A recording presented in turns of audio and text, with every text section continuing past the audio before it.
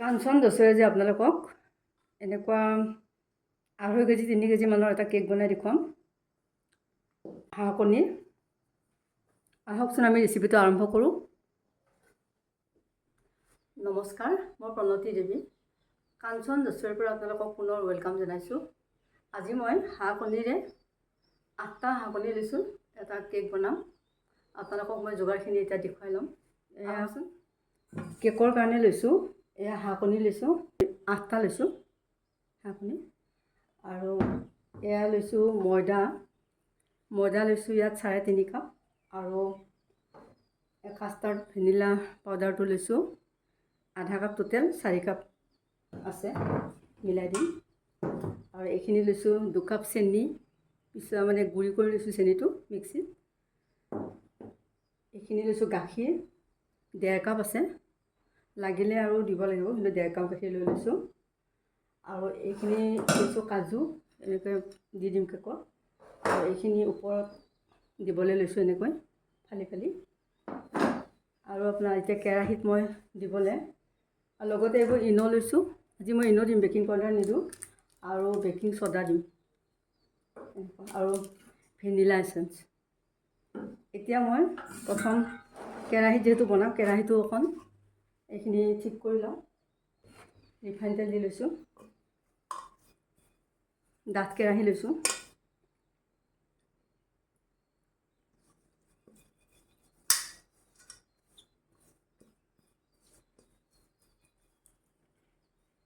এতিয়া আমি ইয়াত অলপমান ময়দাও ইয়াৰ পৰা দি দিছোঁ বাৰু, কেৰাহীটোত অকণ।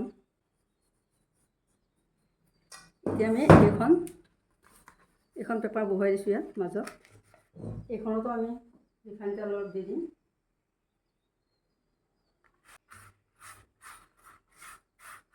দি ল'লোঁ। কণীবিলাক এৰুৱাই লওঁ এটা এটাকৈ, বাতিটোত দি দিছোঁ।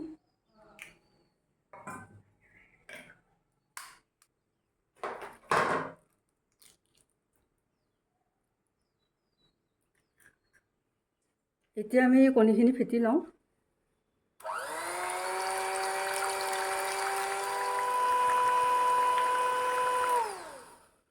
এতিয়া আমি ইয়াত ৰিফাইন অইল দিম।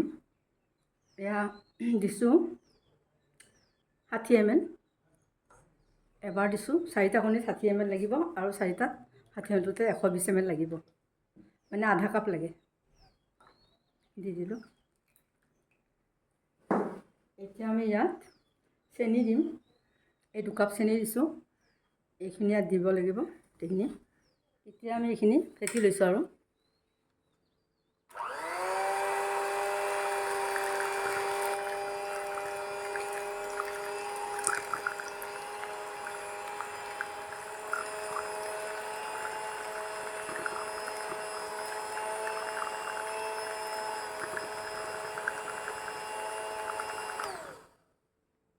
আমাৰ হৈ গ'ল। এতিয়া আমি ইয়াতে এই ভেনিলা কাষ্টাৰ্ড পাউডাৰখিনি অলপ চালি দিছোঁ।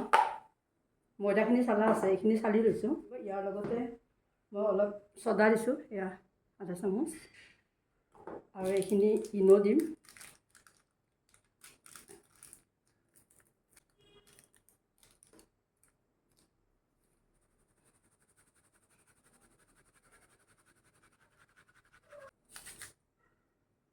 এতিয়া আমাৰ ময়দাখিনিও দি দিম।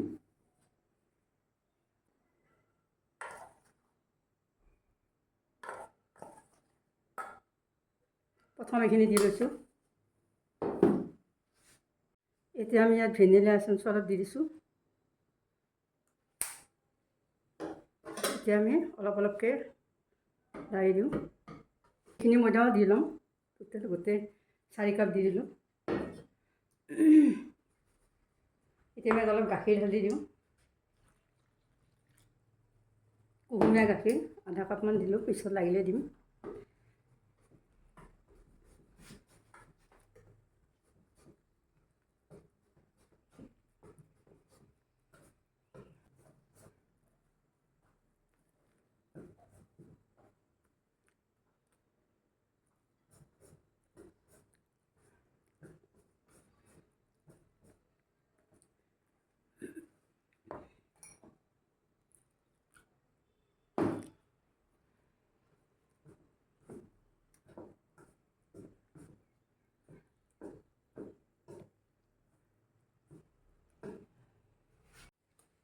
আমি এটা কেকটো অলপ মেচিনেৰে ফেটি লওঁ।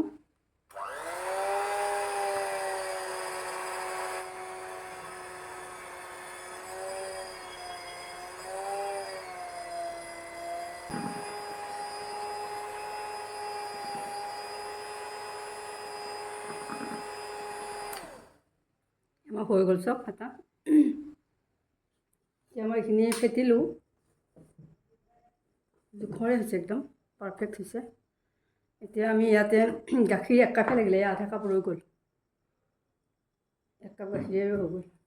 কাজু অলপ গুড়ি কৰি লৈছোঁ কাটি কাটি, এইখিনি ইয়াত দি দিছোঁ। আৰু এই চেৰিখিনি এনেকুৱা টুটি ফুটি ৰঙা খালি।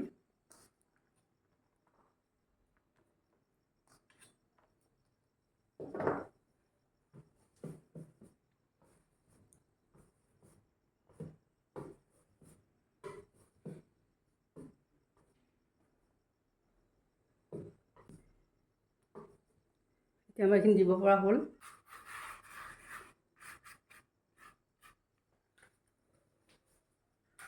এতিয়া আমি এইখিনি গোটেইখিনি বহাই দিওঁ।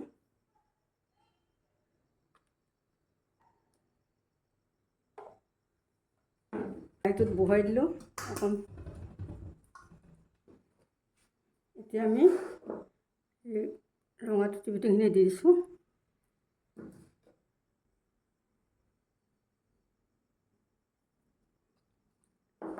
এতিয়া আমি খিচমিচ অকণ দি দিছোঁ, এটা দুটা।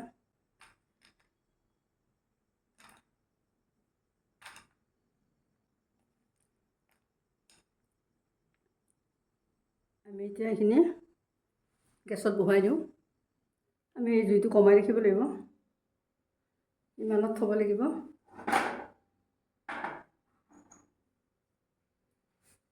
এইখন এতিয়া কাঁহীখন দিব লাগিব, পূৰা ঢাকি ৰাখিব লাগিব যাতে ভাপটো নাযায়। 40 মিনিটমান লাগিব। আমাৰ কেকটো 1 ঘণ্টা হ'ল। আমাৰ যিহেতু কেকটো ডাঙৰ, মানে 8টা কণী বনালেতো ডাবল হ'ল। কেকটো মানে বহুত ডাঙৰ, সেইকাৰণে অলপ টাইমটো সময় লাগিলে অলপ। এনেই কেক ধৰক 40 মিনিট 45 মিনিটত হৈ যায়, আমাৰ আৰু 20 মিনিট বেছি লাগিলে। মই এতিয়া চাওঁ উলিয়াই,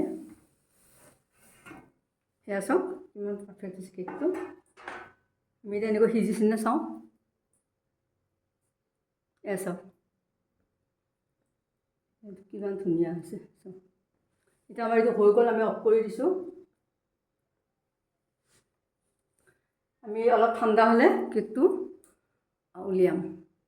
এতিয়া অলপ ঠাণ্ডা হৈছে।